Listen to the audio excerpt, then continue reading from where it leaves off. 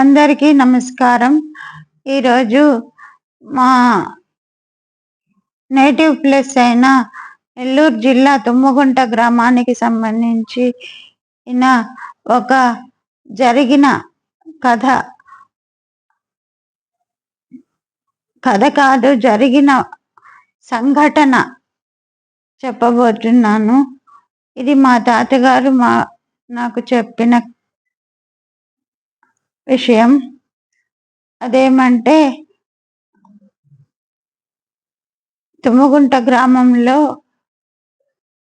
బ్రాహ్మణులకు అప్పట్లో పెట్టింది పేరు అన్నమాట.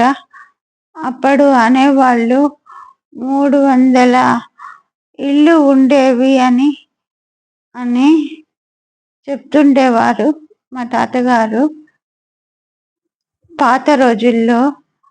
అయితే అక్కడ గురునాథ స్వామి అనే పేరుతో ఒక అశ్వత్థ వృక్షం పురాతన కాలం నుంచి ఉంటూ ఉండింది. ఆ అశ్వత్థ వృక్షానికే అందరూ పూజలు చేస్తూ ఉండేవాళ్ళు. చాలా మహిమ గల వృక్షం. అలా ఆ క్రమంలో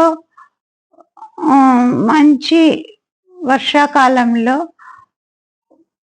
ఊళ్ళోకి మొత్తం నీళ్లు వచ్చేసాయి.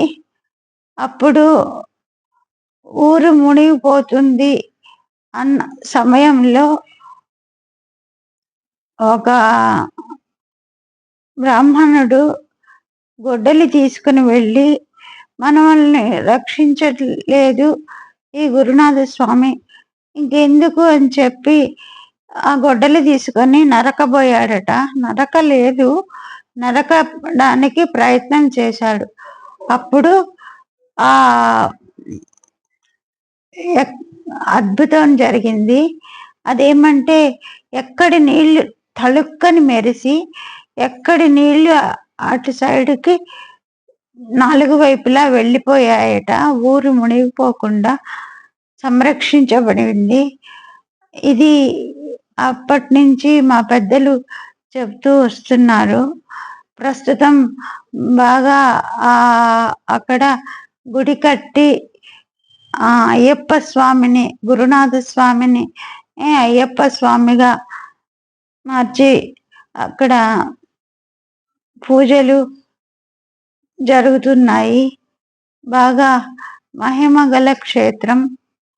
శబరిమల తర్వాత ఇదే అని చెప్తూ ఉంటారు. ప్రతి ఈ కార్తీక పౌర్ణమికి, మళ్ళీ జనవరి 14 సంక్రాంతి రోజు మకర జ్యోతి వెలిగించడం, ఆ రోజు గ్రామోత్సవం జరుగుతుంది. ఇంకా హోమాలు అవన్నీ అప్పుడప్పుడు జరుగుతూ ఉంటాయి.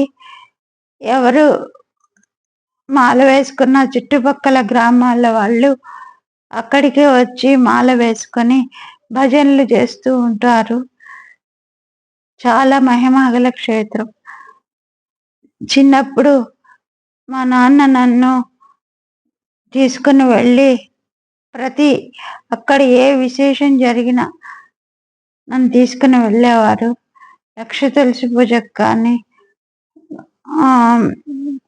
సంక్రాంతి మకర జ్యోతోత్సవం రోజు కానీ ప్రతిసారి తీసుకుని వెళ్ళేవారు మా నాన్న. అక్కడ ఉన్నన్ని రోజులు చాలా మహిమ గలది. ఎవరికైనా అక్కడ వాళ్ళ ఇళ్లల్లో శుభకార్యాలు జరిగినప్పుడు మొదటగా ఆ గురునాథ స్వామికే పూజ చేయిస్తారు. అయ్యప్ప స్వామి ఇప్పుడు పూజ చేయిస్తారు.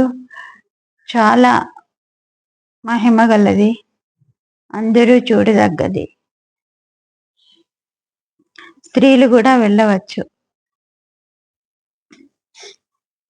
ఈరోజు జరిగే రియల్ స్టోరీ అంతే.